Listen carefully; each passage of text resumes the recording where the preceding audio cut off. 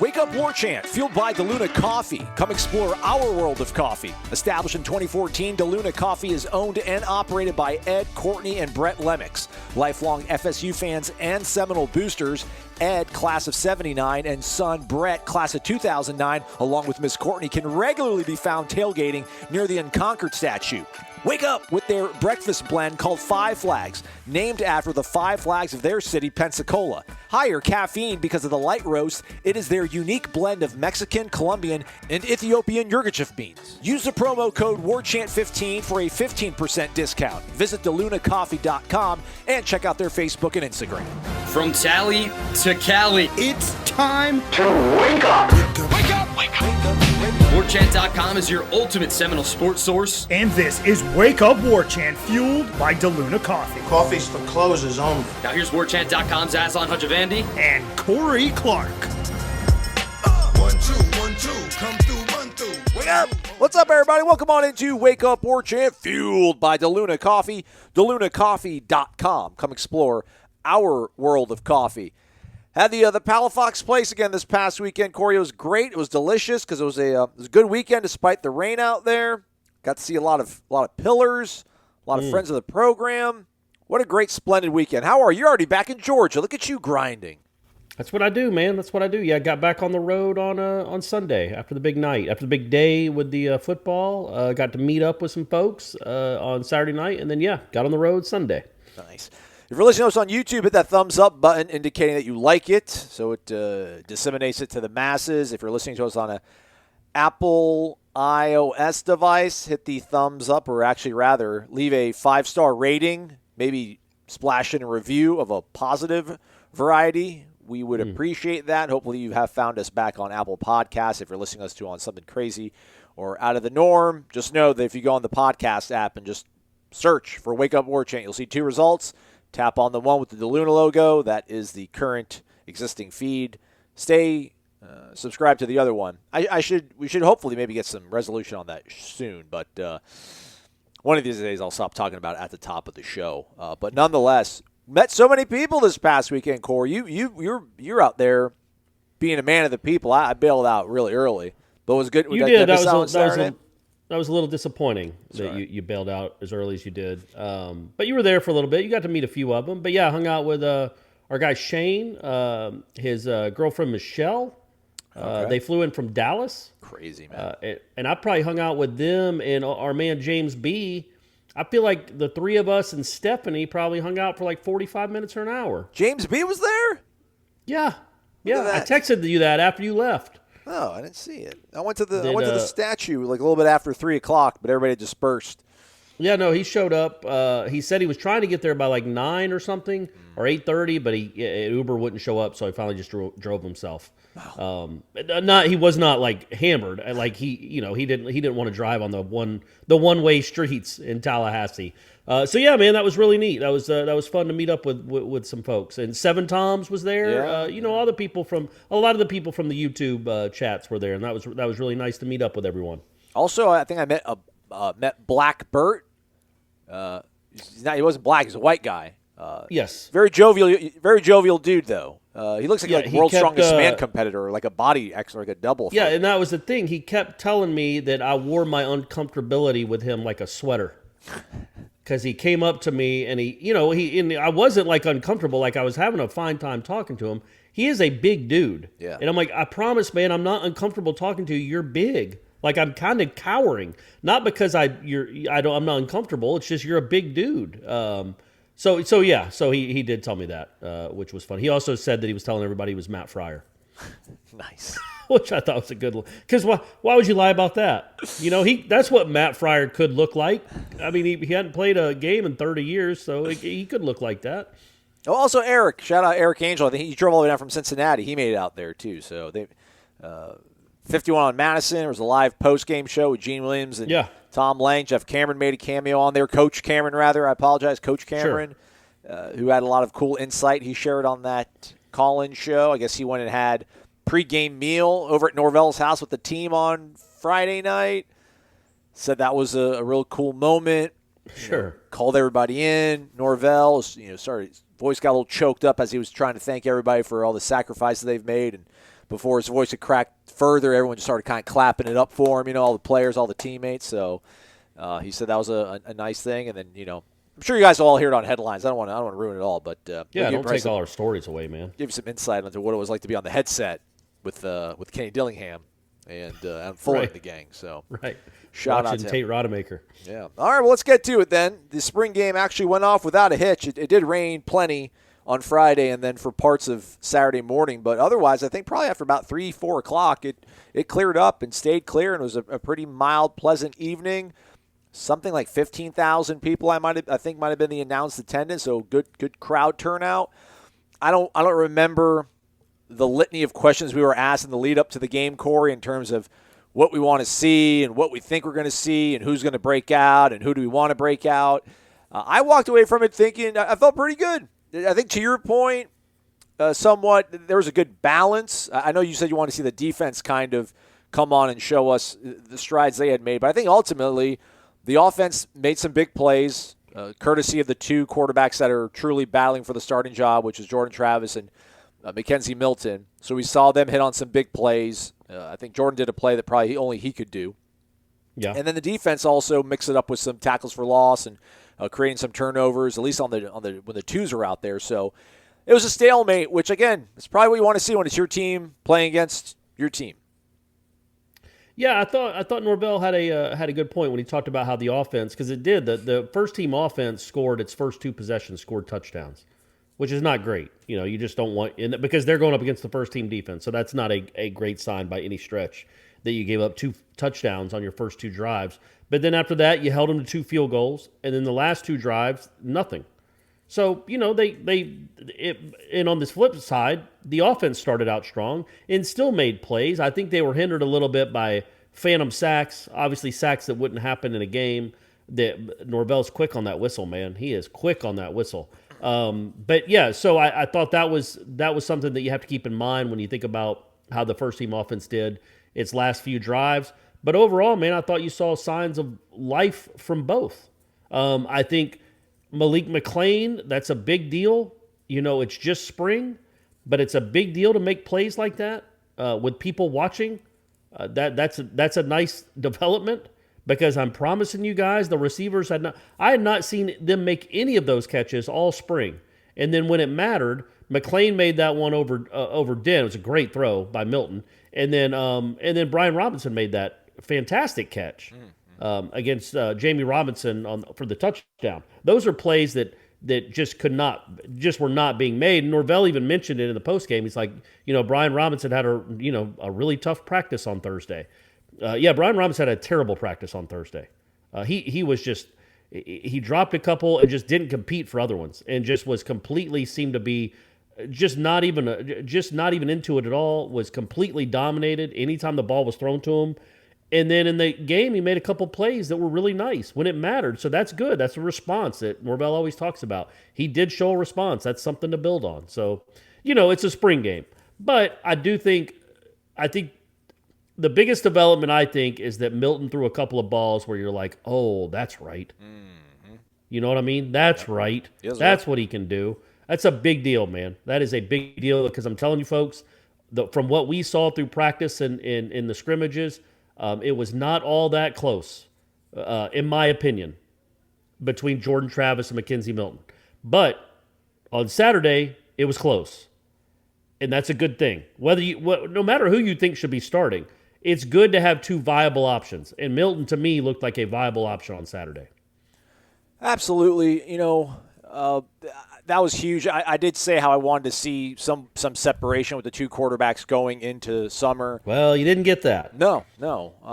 So I'll take it, because I think I don't want to say you're limited with Jordan Travis, but it'd be so awkward, I would think, if Mackenzie Milton would have limped out of spring, just clearly the number 2 with no shot of really overtaking Jordan Travis. But I think we marked him down as incomplete pass to Pokey. It was marked down as an incomplete pass. I still think that should have been a touchdown catch, which would have been back-to-back drives, I think, for him. Yeah. But he can make a better throw there. That wasn't a great. It's the little slant from wherever that was, like the 3. But yeah, it could have been caught. It could have been caught, but you also, I think if you asked McKenzie, he'd be like, yeah, I didn't put that in a great spot. Not that he should have dropped it. He'd give him an excuse to not make that play, but Yeah, it wasn't a great throw. But to see him emerge, play his best football in that situation, like I'm not going away, I'm not dead yet, kind of lurch from the grave was big, man. I thought he looked better than Jordan. I mean, not by a significant margin, but if I had to grade the guys out, Pro Football Focus wise, I think I probably would have had him graded out a little bit higher than Jordan. To your point, though, I mean, I do agree though. Jordan, the 13 prior practices and scrimmages did look better by McKenzie, but it was less him looking better. It was less him looking great, more so McKenzie not looking good, which is not a good thing overall for the team because it kind of goes back to my thing when Norvell was talking after one of the scrimmages about the defense dominated, they won the day. It was like, yeah, man, but your offense left so many plays out there. It wasn't like the offense had time and was making good throws. It was bad throws. There was little time. There was drops. It wasn't like the defense was out there creating the havoc. So that was kind of what was concerning me about the way that quarterbacks were playing because it was like, all right, man, well, if Jordan is playing kind of like at a C+, B- level in practices and scrimmages and has a firm lead on the quarterback job, and like where's your ceiling at for the quarterback play going into the summer? But for Milton to kind of come back, I think both of them played quite well. Again, that's the last sort of data point we all have, but I think it also probably carries weight for them too, just to see the way they were able to perform when it all matters. So it's going to be good. We have a legitimate quarterback competition going into the summer, right? I mean, I think Jordan Travis is going to run out there with the ones the first time. They go out whenever they resume practice, but it's not a insurmountable lead for him at all.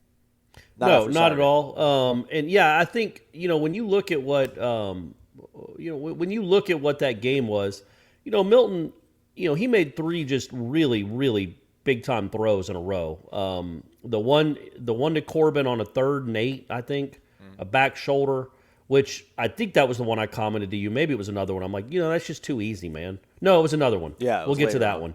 Yeah. But a back shoulder throw to Corbin. I can't remember who was on the coverage, but it's a nice throw. It's a nice play. And then the throw to McLean down the sideline, which is pretty good coverage. Not great coverage, but pretty good. It wasn't like he was running free. And then the throw to Robinson, those are all dropped right out of the sky, man. Those are just perfect throws. But what should be encouraging is that they had to take perfect throws to beat the DBs. That's a good sign, right? Yeah. And also, it was a 3rd down, that throw to Corbin. So it looked like he was going to go 3 and out on his first series. Like, here we go. Like he's gone. Pack his bags, and he converts the 3rd down. I think the very next play was Malik McLean, and then right after that it was Brian Robinson. I was like, holy cow! All right, he's back. Yeah, and he didn't look comfortable his first couple throws. It looked like he got rid of the ball a little too quick. He felt the pressure. He threw one straight into the ground. Now that's what Tom Brady does. So McKenzie Milton does that too, probably when he just doesn't want to take a sack. Hey Tate, watch some film. Like that's something you can do instead of taking a sack. You can throw it into the ground.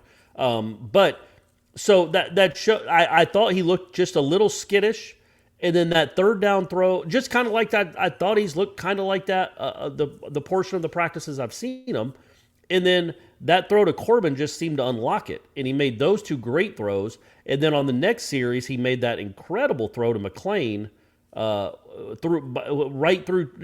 over 2 defenders, right into his hands, because he wasn't that open either. So I thought those were 4 really good throws by Milton where you're like, yeah, that's right. He has some talent there that maybe some people don't have. But then on the flip side, Jordan Travis, the throw he made to McDonald rolling to his right, I mean that's incredible. That was the best throw of the day. It might not be something you want him to do all the time, but rolling to his right, throwing across his body, a dart to McDonald running the other way for like a 35-yard gain. He also, the thing about Jordan Travis, man, they had a 3rd and 5, I think, a 3rd and 4. He was corralled by the defensive end. I don't know if it was Johnson or somebody else, but he was corralled. It was like a zone read. He was corralled. He basically made him freeze, just made him stand still. In 2-hand touch, remember, he doesn't get to get tackled. All the guy has to do is touch him. And Jordan Travis just basically crossed him up and froze him, and then still darted through the line for like a 6-yard gain and a 1st down. That's the stuff that that doesn't really come across in a spring game because he's not tackled. He's wearing a non-contact jersey. So that I think is, again, that's something that always has to be remembered when you're talking about this QB race. Is that the part of Jordan Travis that doesn't really get to be highlighted in settings like that. But either way, man, I came out of that spring game thinking, okay, the quarterback play is going to be significantly better than it was last season. I truly believe that. Yeah. Significantly better. Yeah, well said, for sure. Because, I mean, not to say that, it's because Mackenzie Milton's here and he's raising and elevating Jordan Travis's play, but Jordan has done, whatever he's done on his own steps and his own sort of, volition to get better, he has done at pretty much every point, man, because he looks much more polished. So incredibly encouraged by their play. On the defensive side, I do remember, we did want to see 11 do, disruptive things, and Jermaine Johnson did that. So feel good about that. We've talked him up a lot. I think if you were at the game or watched it while dabbling in some Notre Dame, North Carolina lacrosse, and then were able to squeeze in some Florida State spring football, you probably saw Jermaine Johnson do the kind of stuff that you would hope a defensive end would do. So that was probably the highlight I would say for the defense. Although I think we'd probably agree the secondary is the strength of the defense. Take that for what it's worth. But, man, 11's probably the best player they have on that side of the ball. Yeah, and I think, I didn't – other than 11, and, again, he might have played – what he played? Probably 15 snaps, 16 snaps. Then he went to the tent for a little while. He tweeted out that he's fine. He walked out of the tent, seemed to be standing up fine. It was, he had – at the end of Thursday's practice, he had gone down for half a second too. So he's dealing with some minor injury that it certainly seems minor, which is very, very important. But, yeah, you could see what we're talking about with that kid. It wasn't just either the speed. Like, he took away a couple screen passes because he diagnosed them quickly. He's just a really good football player. He's the best football player on the team on that side of the ball. But we also have to remember, like, I wasn't blown away by any of the other defensive ends, but Keir Thomas, we didn't get to see him at all. Right. Like, that's another guy that I don't think he's as good as Jermaine Johnson. He's not quite the defensive presence that Jermaine Johnson is, but he could be pretty darn close. And we didn't really get to see him at all this spring. So that's going to add a different dynamic. You know what I mean? That's going to be a difference maker too, I think, come September. I'm not as bullish on him as you are. I think he's going to be an upgrade over – I think he's going to definitely be probably second, third best defensive lineman they have. I mean, Coop, I think, is in the mix, obviously. But I don't know, I think Jermaine Johnson's kind of cut from a different cloth. I think the distance between him and Keir Thomas is probably substantial. But that's because Jermaine Johnson, I think, just that elite at what he does. Yeah, I think Keir Thomas is a guy that's been he's been an impact player in that same conference. He's played a lot of football, man. Has he been an it's impact a money player year. though? I mean, he's been solid, but I don't know if I don't know how many teams. 35 tackles for loss in his career. You add up everybody on the Florida State roster, they might have 9. So he has comparatively, 35. No, he doesn't have 35 TFLs. Really? I mean, he was at South Carolina for like 4 years, I think. All right. Add it up. Go look it up, Aslan. Go look it up. I might be wrong. He might have 11. But either way, he's got more tackles for loss in his career than anybody else. I thought Briggs had a couple nice moments, which is something to see, him from the inside. I do not like anything else they have out on the edge. Nothing, at least not right now. Nothing really stood out to me on the edge at all at the defensive end position, but that's not really a surprise. 11 is the guy. Wrap him in bubble wrap. Do whatever you got to do to keep Jermaine Johnson healthy and upright so he can play this season. Secondary, how do they look? Akeem had some plays. I was good to see Akeem back. Yeah, and Norvell brought him up too because he's the one that got beat on the long throw to McLean, the second long throw to McLean. The first one, by the way, that was a great play call. Like we could say it was a bust. Somebody obviously didn't do their job, but that was a 4th and 1, and that's that was just a great play call. That they almost should have just saved that for Notre Dame. That was a really good play call. I don't know that you can say somebody got beat on that play as much as they were out schemed. Really nice design, really really good play. McLean showed some speed, but it was nothing but green grass ahead of them. So that they did what they had to do there. The second McLean catch, I thought Dent was in decent coverage. It was just a great throw, but then Dent came on later and made some plays, and Norvell talked about that, how it was good to see him respond. And I think again, you're talking about a secondary that has a lot of guys in there, and they're all vying for playing time. And some of them didn't even practice hardly at all this spring. That they'll be getting back in the fall. And then I thought Kevin Noles, man, he's made some plays just in practice where we watched, where I've had it's like 5 times, and I was only out there for 3 practices, but I think 4 or 5 times I had to get out my phone, go to the roster, and be like, okay, who's 26 again? I know that's not Asante Samuel. Who is that? And then even that in that scrimmage, you saw some guys are just playmakers, man. And you can't throw too much into one spring game, obviously, but the way he played, he blew up those 2 wide receiver screens just recklessly, like just flew his body in there and made 2 big plays. Also had a PBU on a screen to Corey Wren where he just knocked him loose of the ball because he came up there flying like he does, and then had the interception where he was like, okay, that's my ball. And he just went and cut. I don't know who the receiver was. I can't remember. But he just cut in front of the receiver and said, that's my ball. Well, man, good for you, dude. Like, there aren't many Florida State DBs in the last few years. We've seen them make a play like that. So that was good to see, too. I thought he was really impressive. 47 games at South Carolina, 18.5 TFLs, 8.5 sacks. Okay, there you go. Isn't that what I said? You said 34 or something. Well, whatever. I was adding the 16 he's going to have this year. There you go. I like it. I like where you're at. Yeah, to your point, no Mako Dotson still, no Renardo Green. Those are 2 guys I would hope are going to be in the mix, although, I mean, they both did miss the entire spring. Dotson practically, I mean, he missed the entire 2020 season, I think. So I don't really, at some point, I don't know if you kind of have to move on from the dream of that kid doing something for you, which is just crazy because, I mean, the guy literally, last time he played a full season, led the nation in interceptions. Yeah, but the problem is he's only played 1 full season in his college career. Well, when he does, though, look what he does. Yeah, I know, but it's been like 4 years now. So I'm with you. I'm not saying you give up on him by any stretch, but yeah, it's at this point you feel like, okay, that's an added bonus if he can play. Or if he plays well, I guess I should say. He's missed a lot of football, man, in his career. But yeah, I thought the DBs overall played well. The defensive line, I know they were credited for, I don't know what they were credited with, 14 sacks, 100 sacks. But 13, part of that is just 13 and 18 TFLs.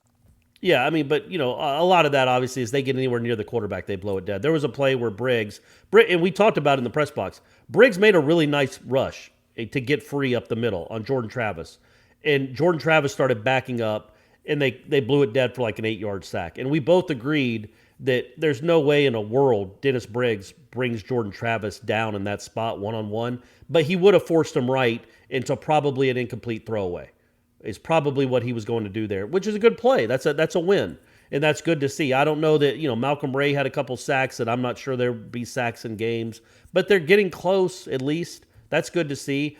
But part of it is also how much of that was done against Rodemaker, and Rodemaker just would not pull the trigger. You even screamed out at the press box at one point, throw the ball. It's a spring game, and I know the coaches weren't happy with him a few times when he did not throw the ball, specifically in the 2-minute drill at the end. And I was talking to some people after the game because, I'm a man of the people. I went over there and talked to all our fans while you bolted and just left me hanging there. Thankfully, Stephanie was there to help me out. But I was talking to some people that thought the offense didn't look good at all. And I'm like, well, the second-team offense looked horrific. I think Tate Rodemaker had 8 drives and didn't score a point. They look, including the 2 drives that Gene Deckeroff and Jeff Cameron called. But that's what got me upset. I felt like Coach Cam called up some good plays and Tate didn't try to just throw the ball, dude. Like, at least give not every guy is going to be wide open. Give your guys a chance to make a play, or give your team a chance to make a play on 2nd and 10 as opposed to 2nd and 19. But so the second team offense was not good at all. Just didn't have any fluidity, any rhythm. I didn't think Rodemaker looked good at all. I don't know if he completed a pass that was longer than 2 yards past the line of scrimmage, maybe 1. But other than that, he did not look good. But I thought, for our purposes of what we're thinking about for 2021, the 2 dudes that are competing for the job, I thought the offense looked pretty spunky. Oh, had some nice moments there. Nice. Way to pull that one out. I agree. Yeah. No, I think Seven Tom's one of the guys that we saw, and he's like, yeah, man. He's like, I don't think we look good, man. I like it. I'm like, what? I'm like, I don't know. Maybe I have set a low bar, but I think what it is, to your point, I think you and I are able to kind of flush out the second team stuff, because I'll even admit, like, when Tate would run out there, I took my foot off the gas. I kind of stopped even really paying attention to a certain degree.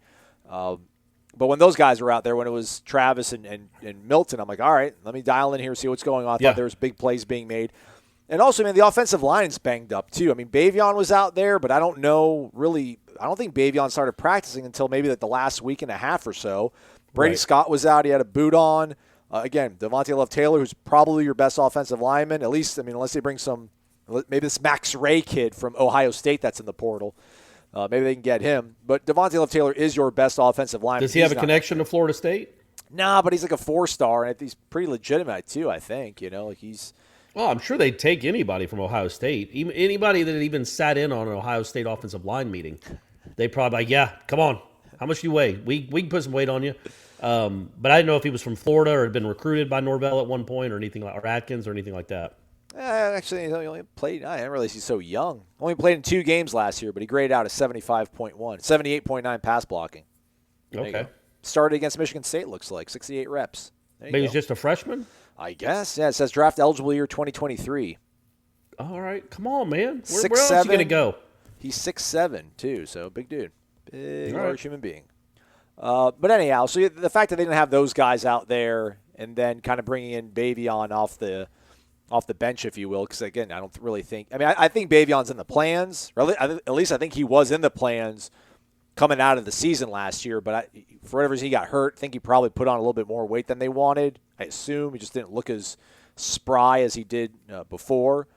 But, when those guys come back, I think that, Brady Scott gives you some more depth. Hopefully Schrader comes back, and that gives you some depth. And Devontae Love-Taylor, obviously, you'll hold down one spot, you get your transfer. So, I don't know what we're still expecting out of the offensive line. I mean, I get it, and people are like, hey, I want to see them get better. This is year 2 with that coaching staff, with Alex Atkins. You guys keep talking about how good of a coach he is. I want to see them play better. I mean, I thought they played pretty well. I mean, those throws that Mackenzie Milton made, he was in the pocket, Yeah. So he had time, and it was. And that's the one thing I wanted to go back to. Like, we don't know. We'd have to watch the All-22. Again, my one concern, even on the great play that Jordan Travis made where he rolled right and then threw back to McDonald, is there somebody open early on that play that he didn't see? Right. Then he's not pulling the trigger. I'm not saying there was. I just don't know. But the one thing that all the great quarterbacks do, and look, Milton wasn't perfect by any means. Certainly hasn't been perfect this spring. But they diagnose it quickly, and they can make the plays from the pocket over the middle of the field. And the only real play that Travis made over the middle of the field was when he rolled right because he felt pressure. But was there somebody open initially that he didn't see? That's the stuff I'd like to know. But overall, he can still do so many other. Even if there was and he didn't see him, he made a great play on that play. And there's so many other things he gives you. They're just different. They're just different guys. And I wonder if same thing with Milton. There might have been plays where Milton didn't see it right away, and there was a guy that was open that he just has to work himself back into that. But overall, when you think about the game, I thought it kind of went. And I'm not. You guys know I'm not. I hope you know I'm not a homer. I thought it went about as well as you could have hoped for because we were talking about it again in the press box. Like, if they would have come out in the first team offense and had 6 drives, number one, Tate Rodemaker had 8 drives on Saturday. Mackenzie Milton and Jordan Travis had 3 each. So keep that in mind. That was a little odd for me. I'm not sure why they did that, but that's how they devised it. Without Chubba Purdy, and they didn't want to give English any reps. It was the second team offense. The second teams went against each other for 6 series, and the first teams went against each other for 6 series. But the first team snaps were split up. The reps at quarterback were split up. The second teams were. Anyway, but I thought the defense made enough plays that you felt okay about it. Like that you could see a little bit of improvement. I thought they were physical. I thought they tackled well for the most part. There weren't a ton of broken tackles. There was some pressure, not just from 11. There was some pressure. It wasn't dynamic elite pressure, but there was some pressure. They gave up some runs to Treshaun Ward in the middle of the field. But overall, I thought they did okay on that too, on the run game. I thought overall they weren't sliced up like they were virtually every game last season. The plays that the Florida State offense made, they actually went and made plays. They had to go make plays. The receiver went and made a play, or Jordan Travis made a play, or Toa Feely made a nice run. I thought that was the difference. There weren't huge blown coverages and missed assignments that were glaring. We talk about the non-contact jersey on the quarterbacks and how much that changes the dynamic of the the game, at least especially for Jordan. But I wonder how much the non-contact changes the way the defense plays the read option stuff, zone read kind of stuff, because they know that the quarterback's probably not going to keep it. So, right. If you thought the offensive line wasn't doing a good job of run blocking, well, they probably had a bit of their hand tied behind their back, I think, when it came to those plays. You can see that, too, a couple of times. Like, I think it was with Rodemaker, and there might have been one with Travis, too, where they carried out their fake, and nobody went with them. Yeah. And it was like, man, that looked like that could have been a 50-yard run. Like, nobody even gave it any credence that the quarterback would keep the ball. Yeah. That does, and that's I think with Jordan Travis especially, that's a big part of the offense when he's in there is the quarterback keeper on the read, and that's you're just not going to do that in a spring game with a non-contact jersey. It defeats the purpose. Head over to warchant.com. Check out Ira Schoffel's 3-2-1. It's probably the best thing that we do on a regular basis during football season. I mean, all right, whatever. Throw shade at our guy. It's where Ira shares 3 things that we've learned, asks 2 questions, sometimes rhetorically, and then makes a prediction. I'll touch on one of these things. Subscribe to the website. You can see all of it. Do you agree with this sentiment from Ira, Corey? One of the 3 things that we learned, that this is Florida State's best quarterback situation since Jameis Winston's departure. Yeah, I think so. I was really high on the Malik Henry kid. I'll be honest with you. I was too. The Henry-Francois duel that we were supposed to get that never transpired. Yes, I do. Because I think Jordan Travis is a player. You guys know that I think that. I think he can be a good quarterback. You watch him throw the ball. It is not an embarrassment by any means. It's just not. Whether he gets rid of it quick enough or sees things quickly, that's one thing. But he is not some slappy that can't throw it 5 yards. He throws the ball. He throws the ball better than Milton when you're talking about just straight on, like distances. You know what I mean? I don't know. Like, I don't know about that. He can throw the ball like, Milton, I bet, could throw it. Yes, I think Jordan Travis has a stronger arm than Mackenzie Milton. That doesn't mean he's a better quarterback. Certainly, it doesn't mean he's a better passer. It means he has a stronger arm. But you watch him throw, and it's not an embarrassment. No, not at all. No. He's good enough. And so I just think he's a player, man. I think he has a chance to be a good college quarterback. And I think Mackenzie Milton, because I'll be honest with you guys, I was like, man, maybe he's just not going to find it again. That does happen. You take 2 years off, you have a devastating injury, maybe you're just not going to be the same quarterback anymore. And I was thinking that, like, maybe he's just going to be a backup and he's going to ride off into the sunset and get right into coaching. That's where I was after Thursday, honestly. Not because he was terrible on Thursday. It's like there's nothing that wows you. Yeah. And then you go and watch, and I thought he made, I don't know, 3 or 4 wow throws on Saturday. We're like, oh yeah, that's right. He could be awesome too. That's the other end of the spectrum. He could be the 2018 or 2017 Mackenzie Milton. The offense won't be as good as the UCF offense because he won't have been in it for his whole life. But he could make those kind of plays and be that kind of quarterback. I do think you have it's not an embarrassment of riches. Let's not go crazy. But it's definitely the best, I think. You feel the best about the position because if you start Mackenzie Milton and for whatever reason he doesn't succeed, you got a dude on the bench that's a dynamic player. And vice versa. If you start Jordan Travis and he gets injured or banged up and he has to come out, well, you got a guy that's won 23 games in a row that's now been in the system for 9 months. I just think, you feel pretty darn good about where you are. I was going to try to make a big leap with him because I know like that 17 season he was only a sophomore, but he did play like 10 games as a freshman, so it wasn't like it wasn't a Jameis thing where he just sat and then the first year he played he just turned the world upside down. He did play 10 games as a freshman, but again, man, just to see him kind of, if we're like projecting out a trajectory of him, at least he's on the upward climb of it, I would think. And Jordan is as well. But both those guys need to be ready to go because, again, I haven't tapped the brakes on it, but I think we sometimes, and this is the time of the year to forget about things, but I think we sometimes forget about why Mackenzie Milton is here. And it's not really so much a knock on the skill set of Jordan Travis, but just the availability part of it, Right. So he has put on the weight. He's put on, at least 7-8 pounds of muscle since last year. Hopefully that helps him absorb some of the stuff, and maybe he's learned a little bit, how to absorb things and get out of the way of stuff. And sometimes 6 yards is fine. You don't need to go for 12. Get 6, and then it's still a first down on 2nd and 5. Don't have to kill yourself over it, but yeah, probably right. I mean, so since Jameis left, you had what 15? You had Golson and Sean McGuire 16. McGuire and Francois 17. Henry and Francois. Did McGuire really hold Francois' clipboard in 16? Yeah, that's crazy. Yeah, I remember because remember Showtime was filming them that year. That was the year they made they made him. Who's going to start? Coaches talked to it. Who's going to start, man? Yeah, they recreated they made Sean McGuire. What was the kid's name? Weeks. Keith Weeks, I think. Yeah, the walk-on offensive lineman. They had them go to like the game room that they have in the locker room. And like, hey, why don't y'all just talk about how well DeAndre played on Saturday or something like that, or Monday? And so I do remember Smack being a part of that team.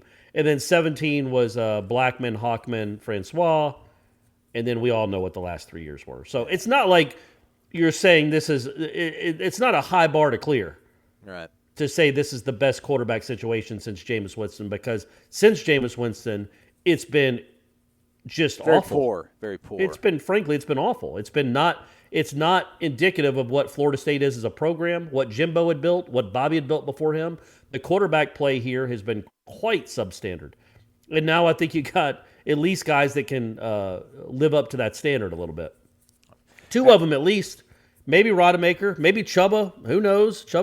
Who knows what's going on with Chubba, but at least those two guys you feel pretty good about. What is going on with Chubba, man? He's about to get the Wallace treatment on the wire. Like, where's Chubba? Where's Chubba, Kenny? Where's Chubba? Was he even at? Did we even see him at the game? I don't think so. I think the rumor is he's actually back in Arizona. I think that's the rumor. But twice unsolicitedly, if that's a word, Norvell mentioned him in the post game on Saturday, just about we're quarterback. I think he said Jordan had an incredible spring. Mackenzie is learning to trust the process. I'm sure he said something about Tate, but I was typing out that stuff. And then by the time I got my ear back to listening, he mentioned that, they hope to have, I don't think he said hope to, but he said something about they're excited, I think, to have Chubba back in the summer. Yeah. So, and he said it like two different occasions. So, like, he didn't have to bring his name up. But it's just bizarre, man. I've never heard of just, we're going to let you, just don't worry about it, Don't come to practice, just rehab. Like, yeah, but, so why is Keir Thomas part of the bike brigade, It's why are all the other injured players on the field and then he isn't? Yeah, it's not, I could see why that would give people pause for sure. So we'll monitor that moving forward. But yeah, he's still not healthy anyway. And they got some quarterbacks in the recruiting class coming up here. Yep. Actually, by the way, the recruiting class apparently had a big day. They had a good time. All those guys. Yeah, live production, man. Actually, we'll probably wrap it up here in a minute. Actually, I probably should have Langston on the show to wrap it all up. They did get a commitment on Saturday. I don't know if they've got anything else here on Sunday, but yeah, I'll try to get Langston here to wrap things up on that. So we're going to speak to Kenny. We're going to speak to Adam Fuller and Papuchis on Monday morning. What was the thing you want to ask Tuesday. him? No, I think it's tomorrow. Oh, all right. Well, I'm going to look at that. You keep talking. Well, no. So you're going to ask Kenny whether or not there's guys open quicker than. You're right. Tuesday. I apologize. Yeah. Why are they going to wait Tuesday? They had their practice Sunday. Hey, man, come on, let them be. Let them be. They're doing other stuff. Well, that wasn't a complaint. It was a question. Right. So, all right. Well, that gives us an extra day to figure out the questions and stuff. Baseball-wise, pivot real quick. I don't know. Spend 3-4 minutes to talk about baseball. I'm sure we'll speak more about baseball now that they're the only show in town practically. Although, shout out to the softball team. Swept Duke, I think. They won with a walk-off bunt on Sunday, if I'm not mistaken. Corey, did you hear about that? Nice. Little small ball. Let's go. They don't, man, it's crazy. Like, they just don't hit home run. I don't know if they've changed the composition of the softballs or what, because they just don't hit home runs anymore. Sydney Sherrill, who's like a All-American superstar, because I was watching a game the other day. I'm like, yeah, she's on the team. What's going on? Like, she was supposed to be the next, like, Jessica Warren, like just I keep wanting to cuss, a bad, in a good way, softball player, hitter. And she was great her first 3 years. I think she hit like 32 or 34 home runs combined over her first 2 years. And then this year she has 0. I'm like, she's still a good player. She's still like second on the team in hitting, but she's hitting 280 when she averaged like 400. So I'm starting to wonder. I want to get Lonnie on just to ask her, like, is there something up with the softballs? Are y'all not? What did y'all take corks out of the bat? Like, what's going on, Lonnie? But they still win games, and that's a credit to them. Is that they for so long they just battered you and bashed you to death with just great hitters, and now they I think their leading home run hitter has 5, and they're still whatever they are 24-6, 27-6. And they beat you like that. They beat you with pitching, defense, and small ball. They've got like 77 stolen bases. Their opponents have 9. Yeah, Catherine Sandercock over here is like the unit, man. 14-1, 1.29 ERA. They've hit 18 home runs on the season. Their opponents have hit 13, but it's not a pandemic because Oklahoma's hit 91. Okay, all right. Well, there you go. So no, the balls are the same, I guess. Maybe it's weird, right? Yeah, I mean, they have a lot of players that have played here for a good long while, and just they haven't had the power, but they find a way to win anyway. They could win a lot of different ways, which is the making of a good team. There you go. Let me see how the beach volleyball team did. I'm sure they went 2-1. Aslan. They lost on Friday night. What? They lost FIU in the Unconquered Invitational. They lost FIU. Come on. I don't know what's going on. Come on, coach. But then they responded well on senior day on I think it was Saturday or Sunday. Saturday.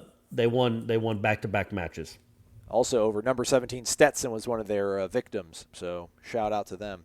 Splendid, fantastic. I'm trying to see where Florida State ranks nationally in home runs, but not having an easy time pulling it up here, your guy, so I'll pivot away from that. All right, baseball lost a heartbreaker on Friday night in 10 innings where they actually briefly held the lead for about 4 minutes. For what, 45 seconds? Yeah. Logan Lacey was hit by a pitch. It was called hit by a pitch, and the bases, I think, were loaded, obviously. So that drove in the go-ahead run, but you can review it in the college game. So they reviewed it. But they didn't review it, did they? No, they did. No, they did review it. Yeah, I thought the umpires just talked about it. No, I don't think so, man. It went under review because, it wasn't like he challenged it or whatever. It went under review, yeah. It was a nonsense call. And I'm not saying that you can't, by the letter of the law, say, yeah, he ducked his arm a little bit. He's turning backwards to get out of the way of a pitch, quote unquote.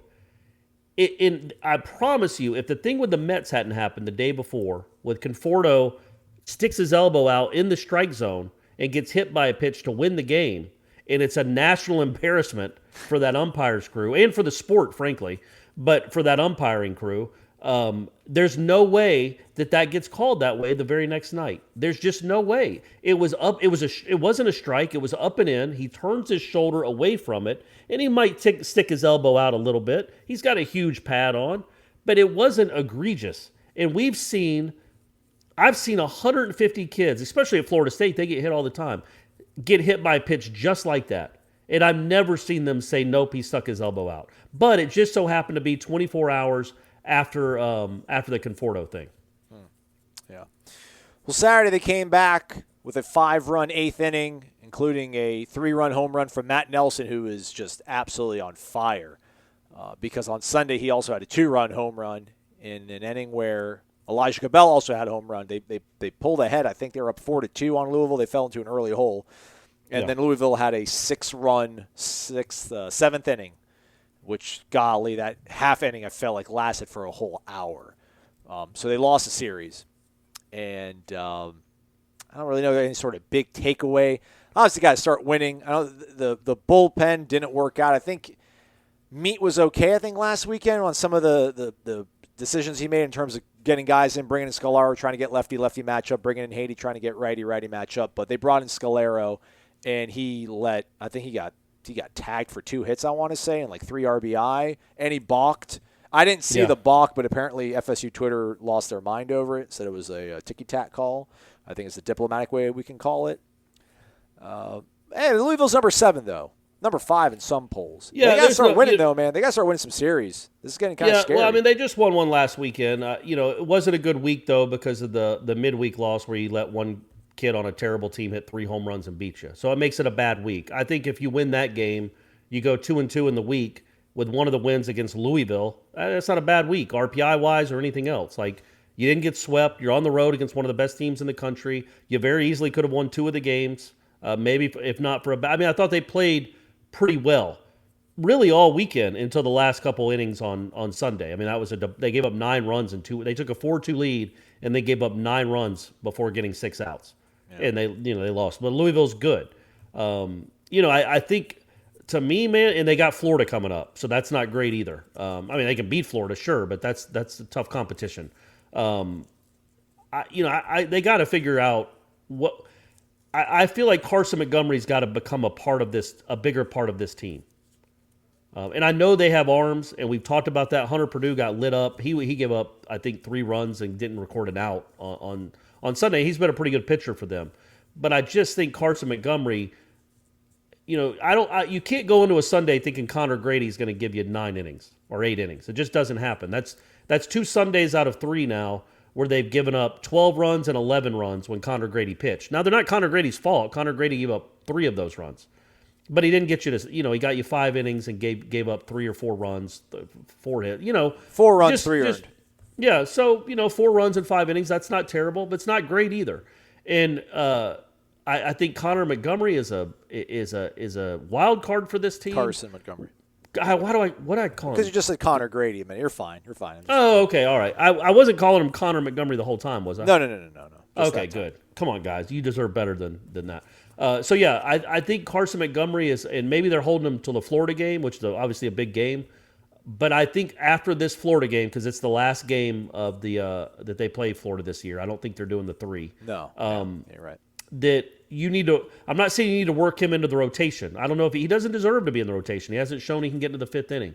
But man, he could be a lights out setup guy. He could be a back of the bullpen guy. He could be somebody like that. I just think his arm is too special. You just played Louisville, one of the most important series of the year, and he didn't pitch at all. Especially when you blew. You didn't blow the lead on Friday night. But, Scolaro pitched great. You mentioned Scolaro on Sunday, but on Friday he pitched 3 scoreless innings to keep them in the game. So it's not like the pitching lost them the game. You just wonder, Hubbard gave up a grand slam on Saturday, and then the bullpen was kind of lights out after that. Jack Anderson, who actually had a strong midweek against, I think, Mercer maybe 2 weeks ago before the Jacksonville game. So, the fact that Jack Anderson pitched on Saturday leads you to believe that it'll be Montgomery against Florida on Tuesday. But I'm just saying after that, after he gives you 4 or 5 against Florida, are you going to keep him Tuesday against Florida Gulf Coast and these teams, or are you going to keep him for these huge ACC matchups that are coming up? Where is he more valuable to the team? And it might be giving you 5 or 6 innings against a midweek team, but that hasn't really worked out the last couple times he's pitched either. And I just think, it's a different mindset when you're starting. And if he has the right mindset, that electricity coming out of the pen in the 7th or 8th inning of a 1-run game, that would be nice to lean on, because he could probably get up to 96 or 97 and be really hard for a team to hit for an inning or 2. Yeah, I would say it'd be nice if they could find like a real actual designated hitter instead of like rotating in these pitchers. I mean, Davis Hare, I think, was a DH on Saturday. But man, Wyatt Crowell had like a real good battle with the starting pitcher for Louisville, that guy's something else.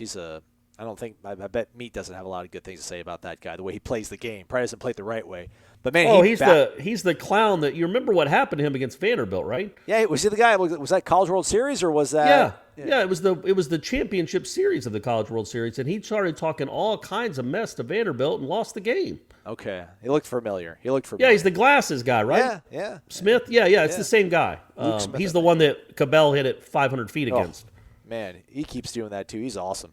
He's turning it on, but he's got to. The thing with him though, man. Well, feast and famine, man. I'll take it. He had one hit, drove in 2 runs. We'll take it. Yeah, and he does that. He did that on Friday night too. Yeah. Like it's always. I mean, the hits go along. Like the home run he had, they measured it because he hit it to right center field. The one on Friday, it barely went over the fence, but it was because it was a line drive that came off the bat at 116 miles an hour. Yeah. I mean. The guy, if he could just figure out how to make more consistent contact, he would be a superstar. And he still has a chance to be. He's young, but you seem to be able to count on him for one big at bat every game.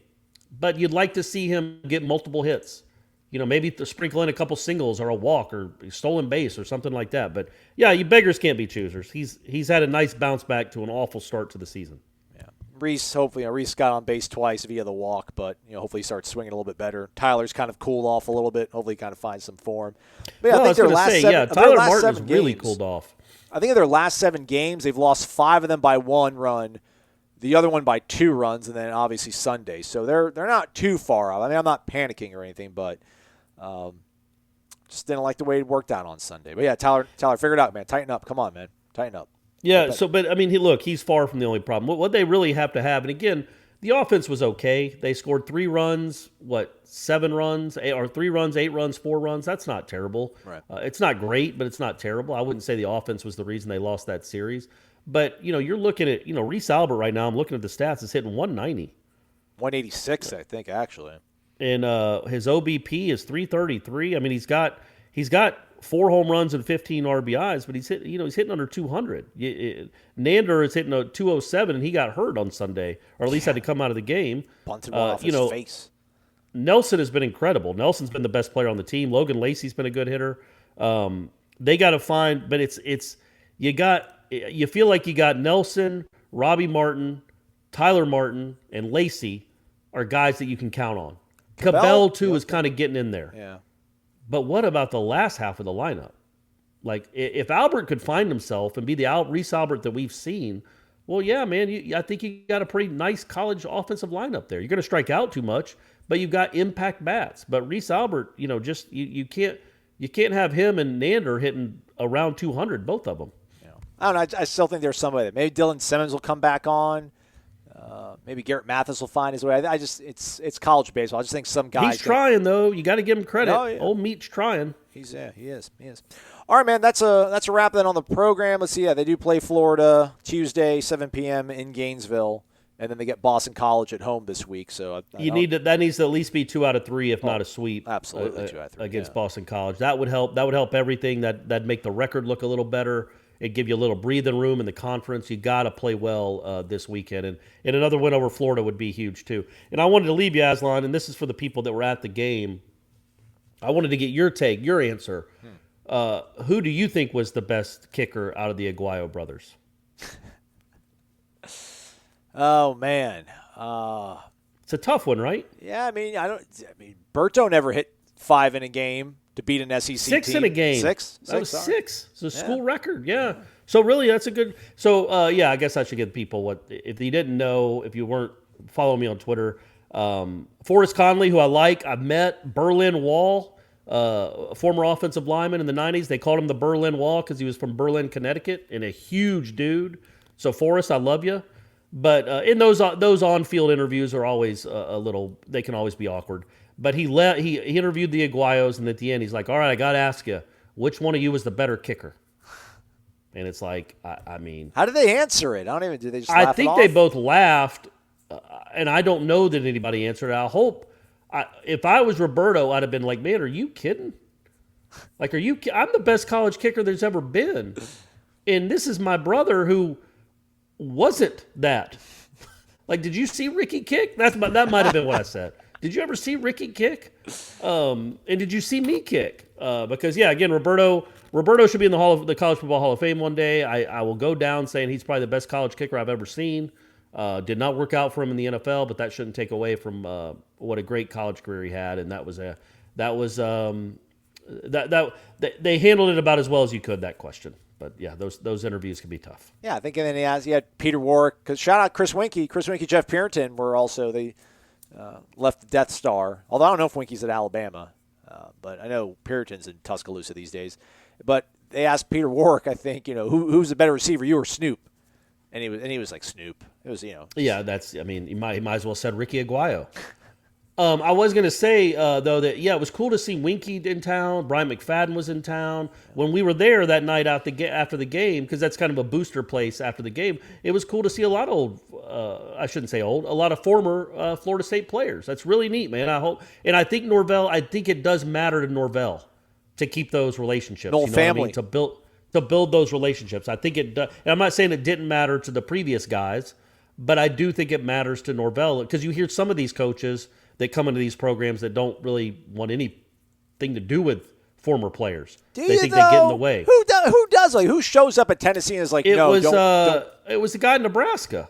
I don't think it was Pelini. Maybe the guy after Pelini or the guy right before Pelini. Callahan? Like Bill took Callahan? down some stuff. Yeah, I feel like took down some stuff or wouldn't let them have their Letterman's something in Nebraska went weird, which wasn't. It's never a good move. But you should also know who the players are or try to, the good ones anyway. And that's where I could come in. Did you ever watch Veep? No. So Julie Louis-Dreyfus plays the vice president. I think by the end she gets to be president. But our man from Tallahassee, Tony Hale, the actor who was on Arrested Development too, he was like her. He was like her. I don't know what you'd call him. Like the assistant. Not a gopher, but assistant, right-hand man. Right. And anytime she was at a function and somebody was walking towards them, he'd go, "This is Senator Smith from Tennessee. He passed the so-and-so bill." Or his daughter just graduated from Yale, and whispered into her ear so she could say when he came up, "Oh, how's your daughter doing? I heard she just graduated from Yale," stuff like that. Yeah. I could be that guy from Norvell anytime a former player came up. Like, hey man, this is Dave Roberts. He caught a big touchdown against Syracuse in '89 from Griffin, Georgia. You know what I mean? And there you go. Norvell's like, "Oh, hey man, aren't you from Griffin?" Stuff like that, and I could be his right hand man. I'll do it for $150 a year. $150 a year. Think about the inroads that can make. All right. You know what I mean? Oh, this is whoever. Shevin Smith. He had a lot of pick sixes in the 90s. He was a walk-on that ended up getting drafted. Played in a couple national championship games. Wore number 30. There you go. Look at this guy. Have at it, Mike. Look at this guy. Stay tuned. Keep it here. Michael Langston coming up, talking about recruiting right after this. All right, as advertised, it's time to get your recruiting fix. Michael Langston, recruiting analyst for Warchant.com and Rivals.com. All of his work is at the PRB. That's called the Premium Recruiting Board. Warchant30, the promo code. Michael, are you dry and somewhat well-rested? You were out there getting rained on, getting updates from everybody under the moon, it seems like. Yeah, it was a lot of fun. And two, I think everyone was scared to death, like the rain was just going to screw all this up with all these talented prospects there. But we got fortunate where, once the game started, there was no rain at all. It was just mainly the rain before where I got drenched interviewing all these kids before this thing started. But it was, I don't think you could ask for a better way as far as the weather with the kids, once they got into the stadium and just watching the game. I think it just worked out as well as you could hope. Basically what we saw from the weather forecast. It looked like it was a disaster, right? Yeah. It looked horrible. Yeah. Looked horrendous. It was like, this is going to be this is going to be awful, but it turned out really good. The organization with all the recruits from the commits with Nico and Travis Hunter, man, they did a phenomenal job. Just I noticed a lot of them all together, sitting together, watching the game together, and just I think it was just a tremendous time. And I think I think the gist of all the recruits I talked to, even today, is just it was a great atmosphere. They loved the atmosphere. They loved how things were run with the spring game, and it was a fun one to watch. Yeah, man. And it started before the game even kicked off with a commitment from a class of 22 prospect out of Bullock Academy in Statesboro, Georgia, Rodney Hill, 3-star athlete. Where that? I'm obviously not as dialed in as you are, but where did that relationship sort of come about, and what did Florida State get in that young man? Yeah, I think it kind of happened like 2 weeks ago when FSU offered him. We mentioned it and talked to it briefly on the recruiting chats, but he was the guy that certainly was on our heavy commit watch, and once FSU offered, he's got ties to TJ Davis, who's already on the team as a defensive end, and he has ties to Curtis Fan. His best bud is Travis Hunter, which is a good best friend to have. But right. There was so many ties. But the funniest thing is the grandmother was a big factor in helping this because she lives in Tallahassee. She's lived there her whole life. She loves FSU. And so once they offered, that kind of really put FSU in the mix heavily there. Then Coach Yak started doing his work. The coaching staff did a really good job. And I think really it was just, I think from there, you kind of sense that, hey, this is going to happen. Like this kid's, electric athlete. he fits that 4 H-back position where he can run between the tackles, but also be a really good threat as a receiver. So you really felt like once that offer happened, that, hey, this is going to happen. He's going to be one of the running backs that they take. And watching his film, he's a very very good burst and speed as far as when he gets in the open field. There's not many angles that he can't break, and a very durable guy. He's very strong. He's hard to bring down. Very quick, shifty guy. He was actually at the Under Armour Atlanta one I saw, and I kept asking everyone there. I was like, "Who's that kid?" And then they told me his name. I was like, "Oh, well, I don't need to worry about that because he's committed to Virginia." And at that time, I didn't know at FSU had been active with him or just started getting active with him. So, but he was very shifty, and you could really see his game a little bit there. Plays some receiver. Plays some running back. I think some of the highlights are receiver, some are running back. He's going to be a running back. That's where FSU likes him the most, and he committed to FSU. I think he committed to FSU actually. I want to say Tuesday, and then waited till he got there, and then I think right before the spring game started, he went up and told Nico and all the commits, "Hey, I'm committed." So and they're all celebrating in the rain. Oh, okay. So it kind of happened that way. So that's kind of how it went down. Nico Marchio, as you mentioned, was on campus, the quarterback out of Arizona, Travis Hunter as well. But another 2022 quarterback, A.J. Duffy, also made the trip up to Tallahassee for the spring game. Were you able to catch up with A.J., get his thoughts on the visit? Yes, I did. Adam Gorney actually beat me to the punch. I already joked with Aslan. I didn't go to bed till 4 a.m. last night because I was doing all these articles, and I was actually going to do an A.J. Duffy article.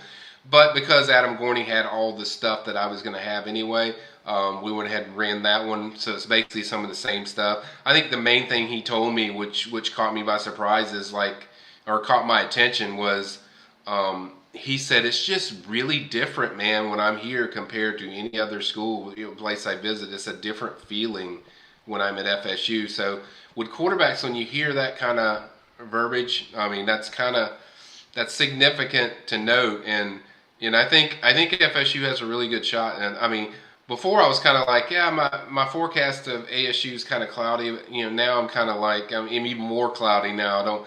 I kind of just want to see what if the feelings dissipate or slow down as far as FSU, because I think right now they're a very real threat in that race with ASU.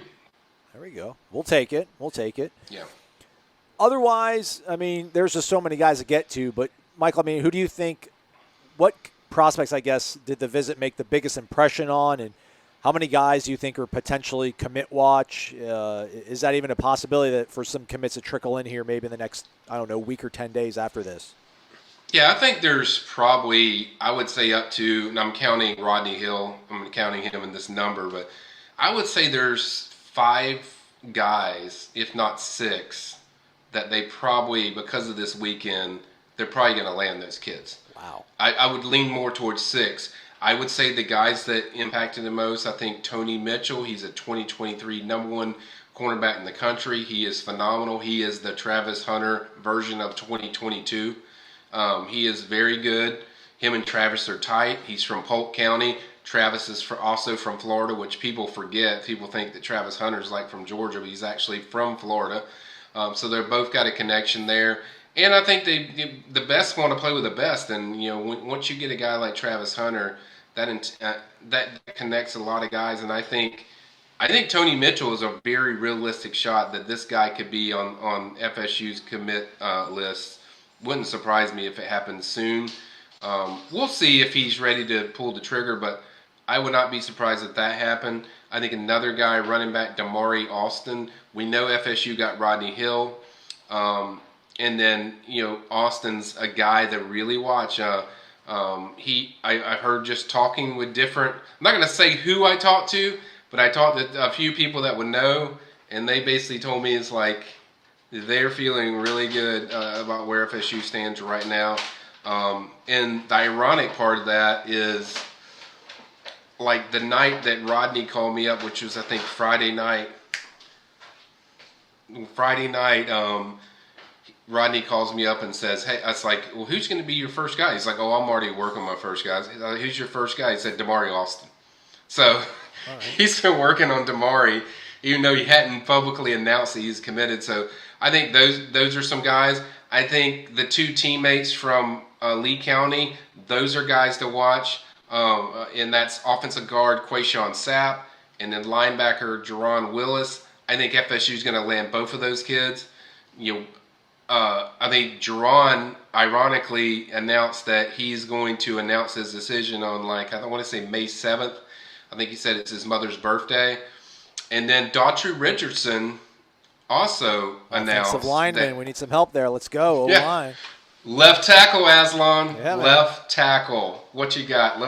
If we had some horns, we'd shoot them off right now because left tackle is what they need so bad.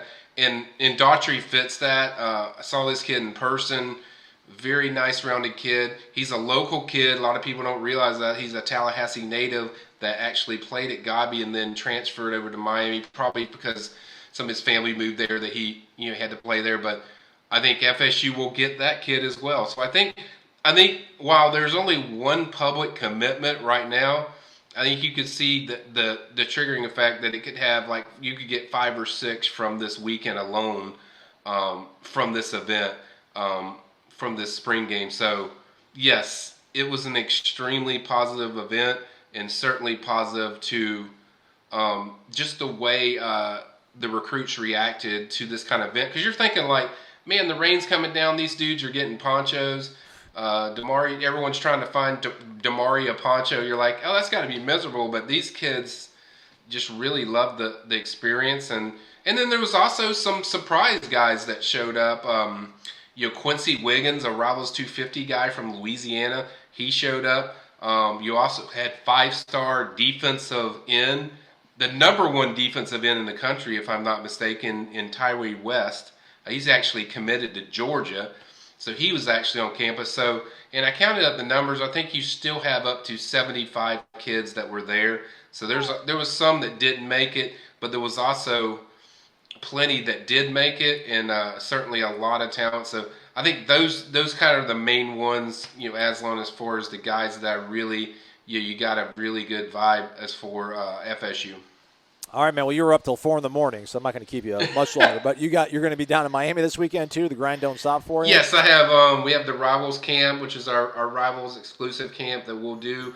Hopefully, we have a lot of talented South Florida kids. Maybe the kids I didn't get up with yesterday or this week, I'll be able to get up with those guys at that camp. So that'll probably be one of my last camps. Definitely be the last camp for Rivals, and then and then we'll see what happens with the FSU camps. But it should be some really good talent. It always is in South Florida. So hope everyone loved the coverage this weekend. I'm not gonna lie, guys. I mean, I'll tell you right now, it was very chaotic. It was different. I've never had to just grab kids like this out of the blue, before and after, and it was just different. Where if Nico and Travis Hunter are listening, man, I give you guys the biggest shout out, because if you guys didn't put all these recruits together, I'm not sure I would be able to get as many as I did the first day. So thanks to them for helping us out. But tremendous event, and we'll certainly have more coverage coming up. We have a big notebook coming up on all the visitors I covered in the recruiting mill. You can go to the PRB recruiting mill's on there. I go over a lot of those guys. And then we'll have some more features. I'm going to get up a lot more of these guys that are at the thing throughout the week. So hope everyone enjoyed it, and it was fun times. Well said, man. Warchant 30 is the promo code to use to get 30 free days of access to the premium recruiting board and all of our premium content over on the Ultimate Seminoles Sports Source. Hit the thumbs up on your way out. For Michael and for Corey, I'm Aslan. Thanks for listening to Wake Up Warchant, fueled by DeLuna Coffee. Warchant.com is the ultimate inside source for FSU football and recruiting. And now you can get in on the action for free for an entire month. Warchant.com is offering a risk-free 30-day trial subscription. Get full access to the #1 website covering the Seminoles just by entering the promo code WARCHANT30. That's WARCHANT30. Sign up and get in on the world's most active FSU message boards. Receive breaking news, stories from our award-winning staff, plus get exclusive interviews and videos. Just enter the promo code WARCHANT30. Warchant.com, your ultimate Seminole sports source.